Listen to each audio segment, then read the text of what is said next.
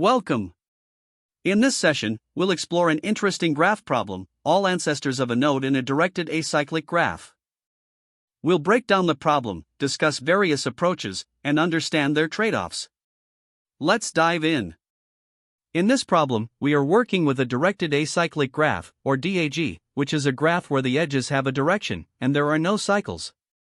This means you cannot start at one node and follow a sequence of edges that brings you back to that same node. The graph consists of n nodes numbered from 0 to n1, and each node may have 0 or more outgoing edges. Your task is to compute the ancestors for each node. Specifically, for a given node I, you need to determine all the nodes from which a directed path exists to I. These ancestors must be returned as a list sorted in ascending order. For example, if node U has a path to node V, then U would be an ancestor of V.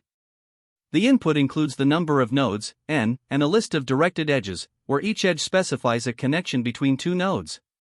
The output is a list of lists, where the ith list contains the ancestors of node I, sorted in ascending order. Let's look at a concrete example. Suppose the graph has 8 nodes, and the edges are defined as shown in the input. The output for this graph would be a list where each index corresponds to a node, and the value at that index is the list of its ancestors. For instance, nodes 0, 1, and 2 have no ancestors because there are no incoming paths to these nodes. Node 3, on the other hand, has ancestors 0 and 1 because there are directed edges connecting 0 to 3 and 1 to 3. This means nodes 0 and 1 can reach node 3 through direct paths. Continuing with the example, node 4 has ancestors 0 and 2 because there are directed edges from nodes 0 and 2 to 4. Node 5 has ancestors 0, 1, and 3, as nodes 0 and 1 connect to node 3, and node 3 connects to node 5. Similarly, node 6 has ancestors 0, 1, 2, 3, and 4, because nodes 0, 1, and 2 lead to nodes 3 or 4, and both 3 and 4 lead to node 6. Finally, node 7 has ancestors 0, 1, 2, and 3, as those nodes collectively form paths that lead to node 7. This demonstrates how the ancestors of a node are determined by following all possible paths leading to that node. Now, let's consider another example with 5 nodes and the edges as given. In this case, node 0 has no ancestors, as it has no incoming edges. Node 1 has a single ancestor, 0, because there is a direct edge from 0 to 1. Similarly, node 2 has an ancestor 0 due to the direct edge from 0 to 2.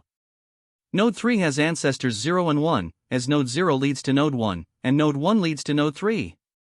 Finally, node 4 also has ancestors 0 and 1, since node 0 leads to node 1, and node 1 connects to node 4. This example shows how to compute ancestors using the edges and the paths they form. To solve this problem efficiently, we need to consider a few constraints and edge cases. The graph will always be a DAG, so no cycles will exist.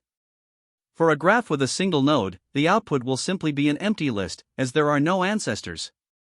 If the graph has no edges, meaning it's entirely disconnected, then no node will have ancestors. For graphs with multiple disconnected components, the ancestors within each component are calculated independently. Lastly, for large graphs where n can be as large as 1000 and the graph can have up to 2000 edges, the solution must be optimized to handle this scale efficiently.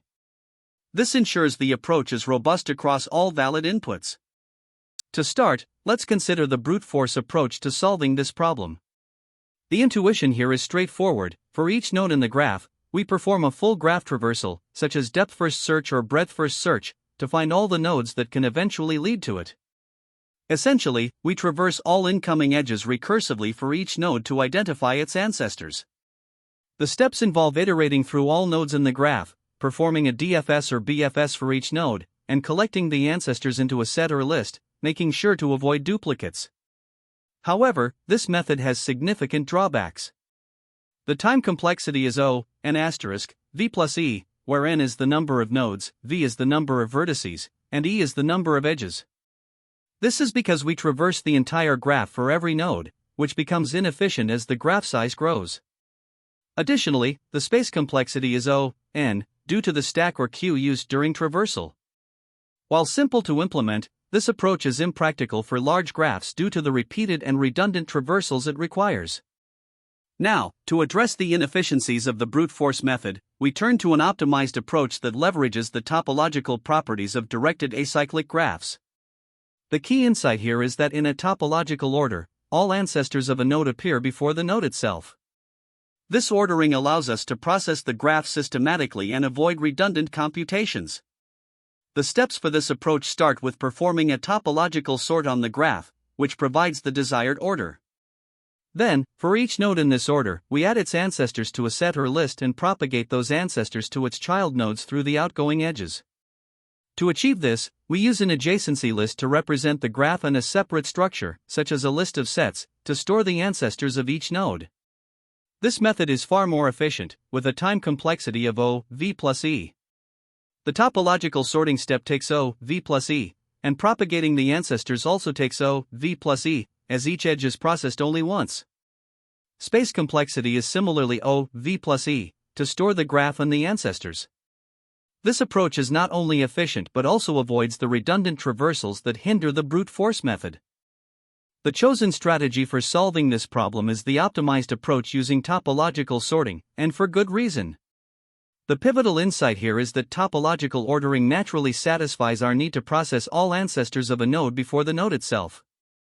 Unlike the brute force approach, which repeatedly traverses the graph for each node, the topological method ensures that each node and edge is processed just once, making it significantly more efficient.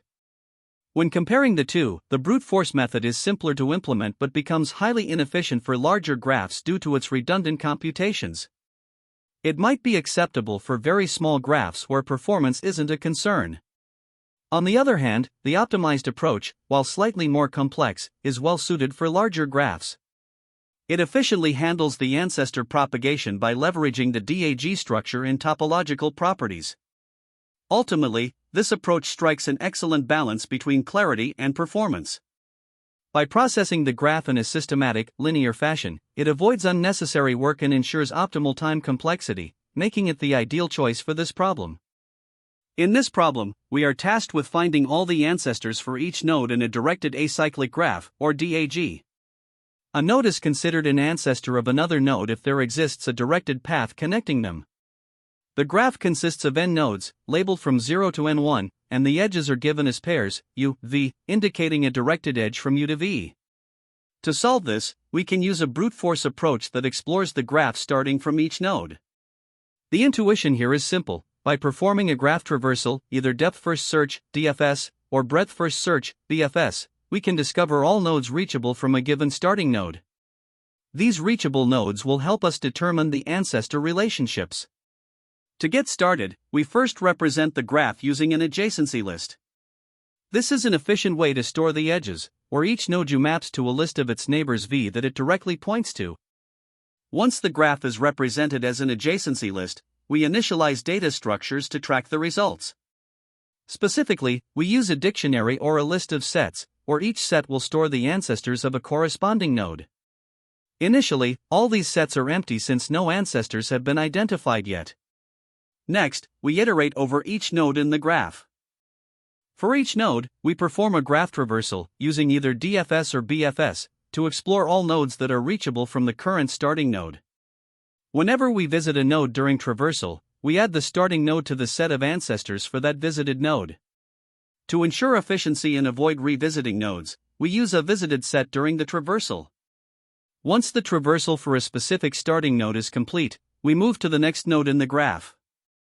After processing all nodes, the final ancestor sets for each node are returned as the output. To better understand this approach, let's go through an example. Consider a DAG with 4 nodes and edges defined as 0, 1, 1, 2, 2, 3. First, we represent the graph using an adjacency list. Node 0 points to 1, node 1 points to 2, node 2 points to 3, and node 3 has no outgoing edges. Starting the traversal from node 0, we find that it can reach nodes 1, 2, and 3. As a result, node 0 becomes an ancestor of all these nodes, so we update the ancestor sets accordingly. Next, we start the traversal from node 1. Node 1 can reach nodes 2 and 3, making it their ancestor. However, since node 0 has already been recorded as an ancestor of 2 and 3, we don't need to update those sets again. Similarly, starting from node 2, we find it can only reach node 3, but no further updates are needed since the ancestor relationships have already been captured. In the end, the ancestor sets for the nodes are as follows: node 0 has no ancestors, node 1 has 0, node 2 has 0, 1, and node 3 has 0, 1, 2. There are a few key insights that make this problem more manageable.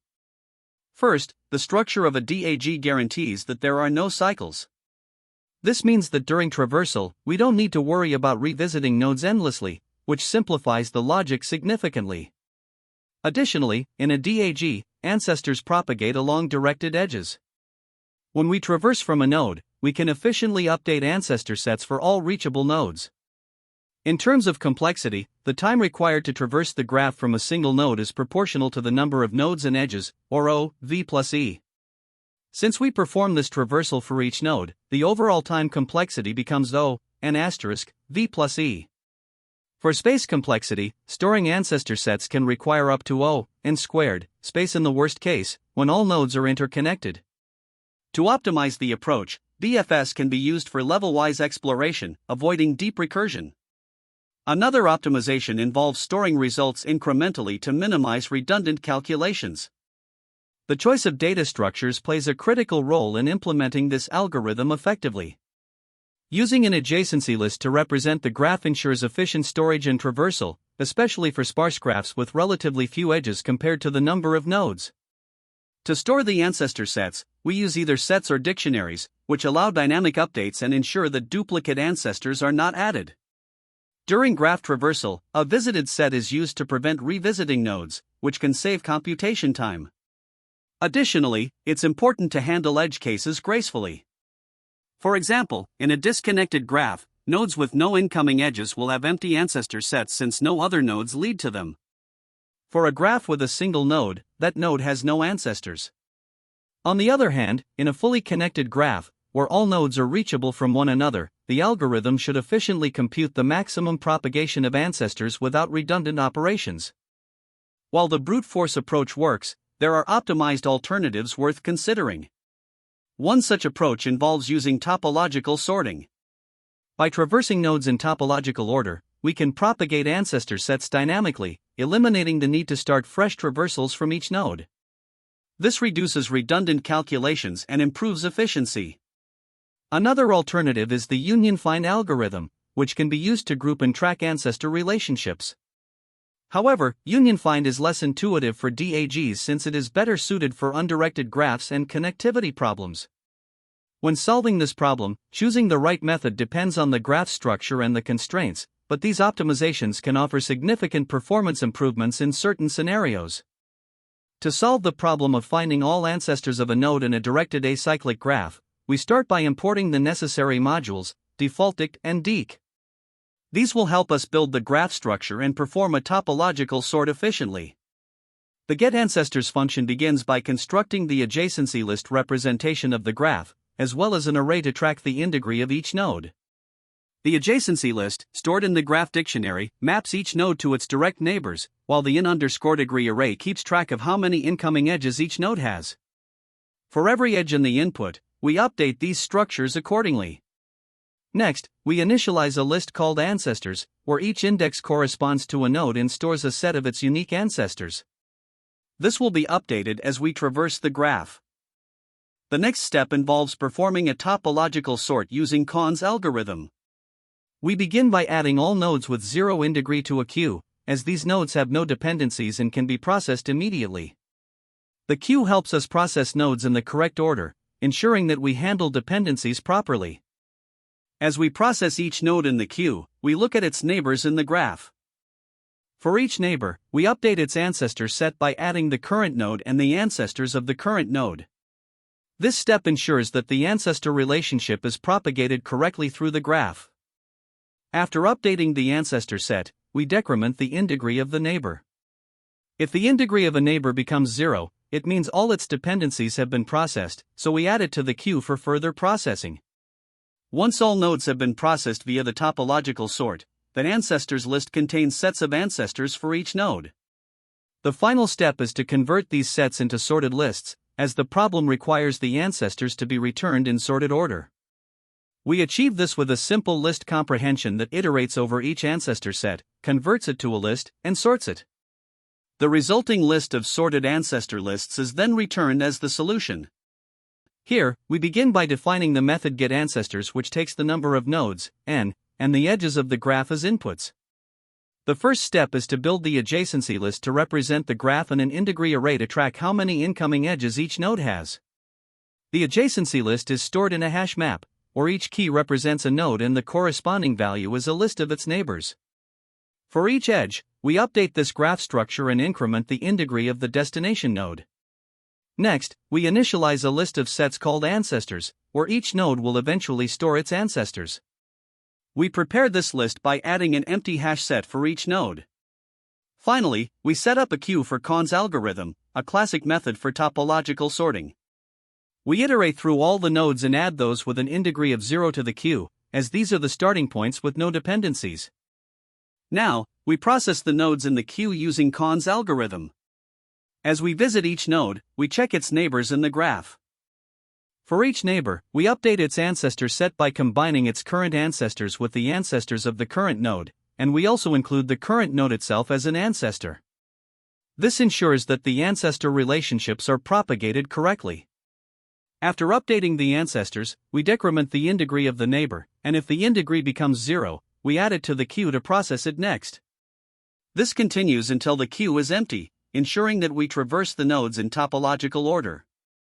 Once all nodes have been processed, we move on to the next step, where we convert the ancestor sets into sorted lists.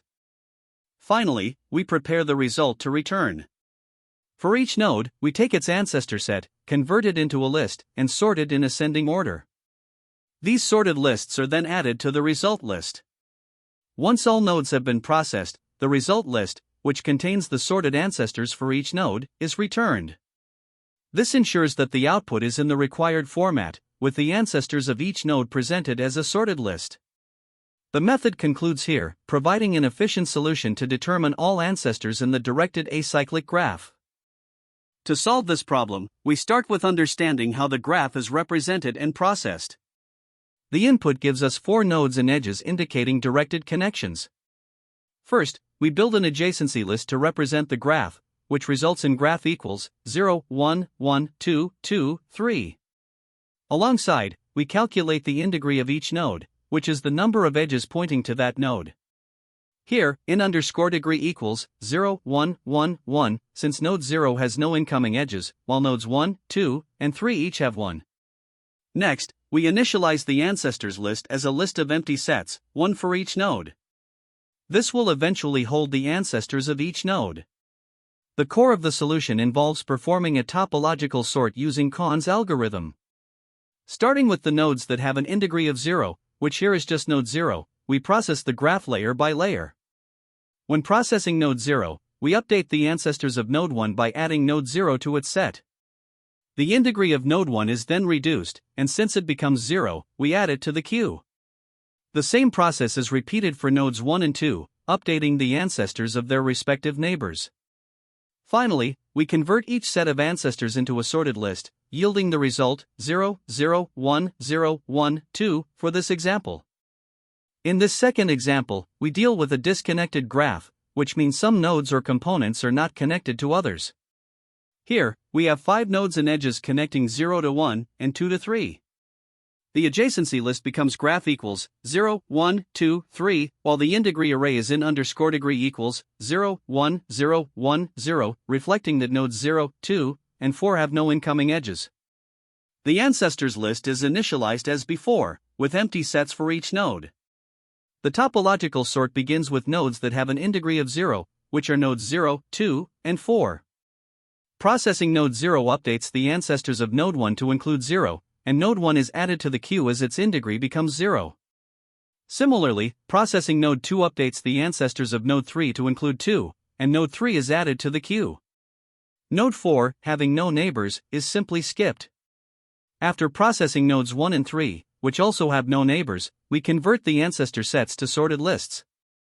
The result for this graph is 0, 2. Completing the execution for the disconnected graph, we observe that nodes 1 and 3, after being processed, do not contribute further since they have no outgoing edges. At this stage, all nodes have been processed, and the ancestor relationships are fully established. As mentioned earlier, the final result is 0, 2. This demonstrates how the algorithm handles disconnected components, ensuring that only reachable nodes contribute to the ancestors of any given node. Now, let's consider a more complex graph to explore how the algorithm scales and handles multiple dependencies. In this more complex example, we are given 6 nodes and edges that form multiple dependencies. The adjacency list representation is graph equals 0, 3, 1, 3, 2, 3, 3, 4, 5, and the in-degree array is in underscore degree equals 0, 0, 0, 3, 1, 1. Nodes 0, 1, and 2 have no incoming edges, so they are initially added to the topological sort queue. Processing node 0 updates the ancestors of node 3 to include 0, and the in-degree of node 3 decreases. Similarly, processing nodes 1 and 2 adds them to the ancestors of node 3. Once the in-degree of node 3 becomes 0, it is added to the queue. Processing node 3 then updates the ancestors of nodes 4 and 5 to include all of node 3's ancestors, along with node 3 itself.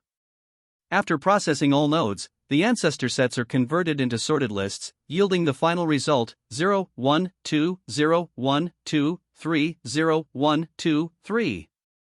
This showcases how the algorithm efficiently handles graphs with overlapping dependencies, ensuring that every node's ancestors are correctly calculated. To analyze the time complexity of our solution, let's break it down step by step. First, we consider the process of building the adjacency list and calculating the in-degree array. This involves iterating over all edges in the graph, which takes m time, where m is the number of edges. Next, we initialize ancestor sets for each node. Since we're creating a list of n empty sets, this step takes n time.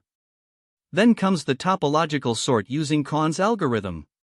Initially, we identify nodes with an in-degree of 0 and add them to the queue, which takes n time. During the topological sort process, each node is processed exactly once, and each edge is traversed once when visiting neighbors. This results in a total time complexity of n plus m for the topological sort. Additionally, for each node, we update the ancestor set of its neighbors. The union and addition of a single node to a set take k, where k is the size of the current ancestor set.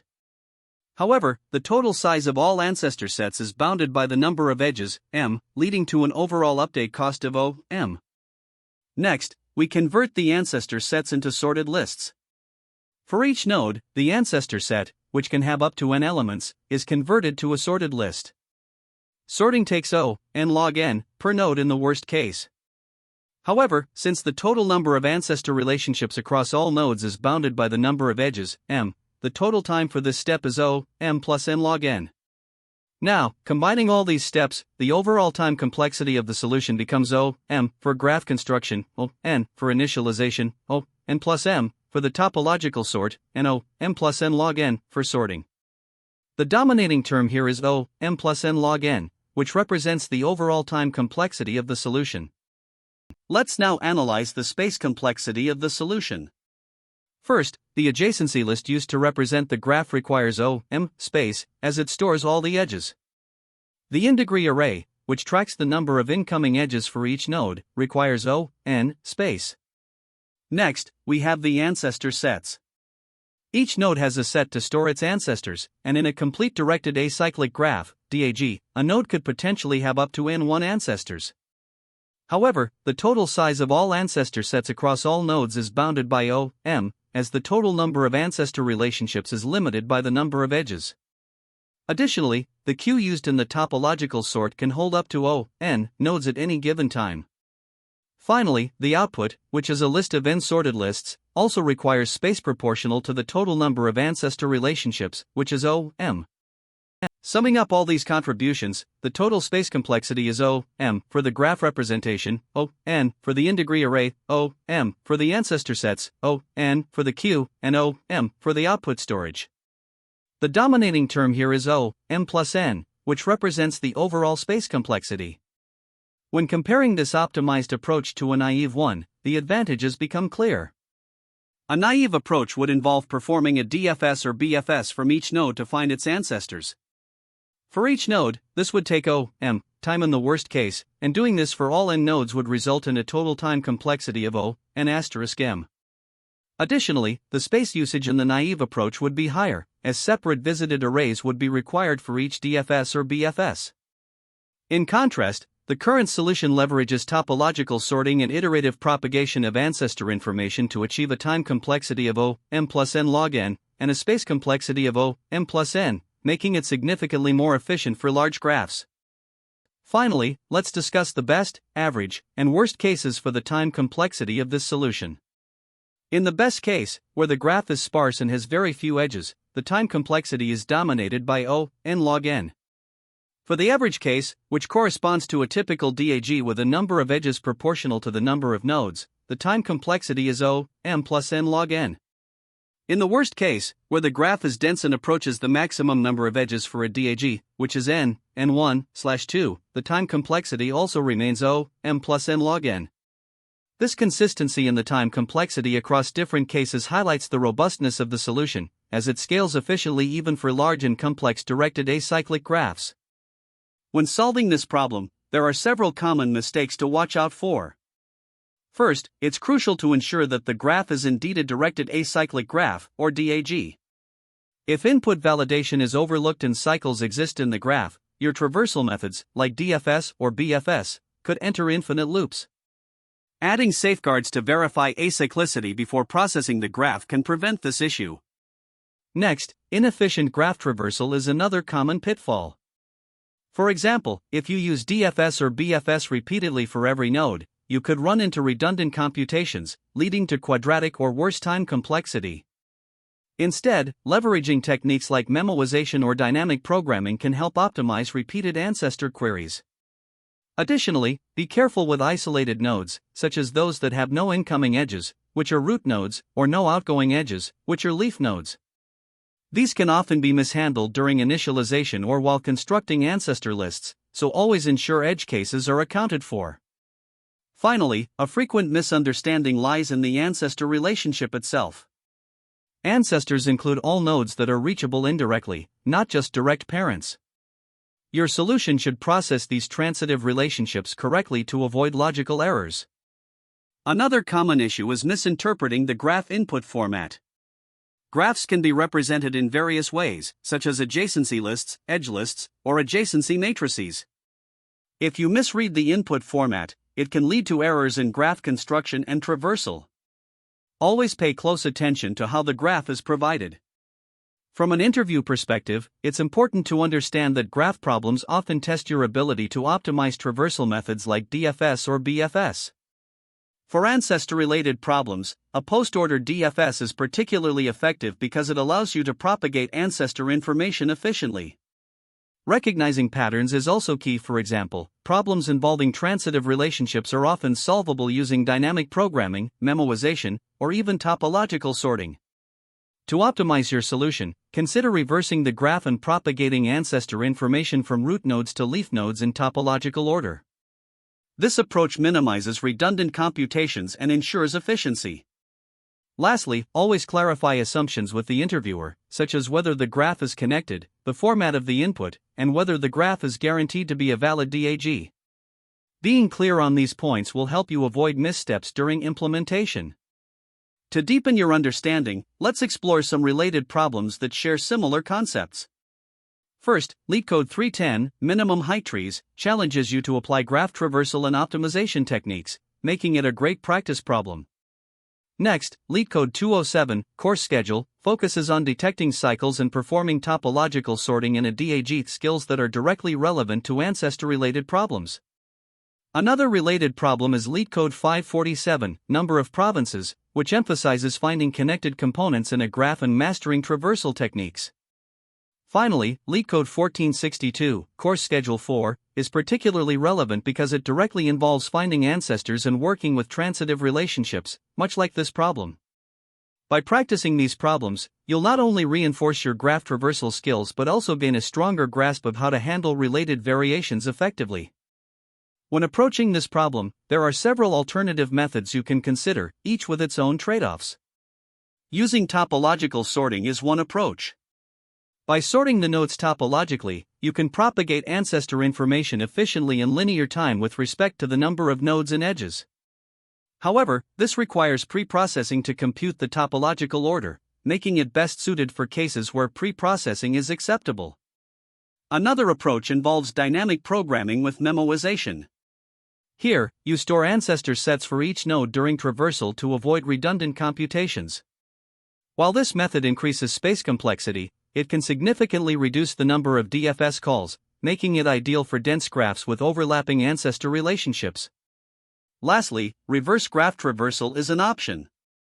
By reversing the graph, you can propagate ancestor information from the roots to all reachable nodes. Although this approach may not feel intuitive at first, it is highly efficient for DAGs and can simplify the propagation of ancestor data. Selecting the right approach depends on the specific requirements and constraints of the graph you're working with. Great job! To recap, we discussed the problem, evaluated different approaches, and analyzed their complexities. Remember, mastering graph traversal techniques is key to solving problems like this. Thank you for joining, and happy coding! That's the end of this tutorial. I hope you found this explanation helpful for understanding the solution to this LeetCode problem.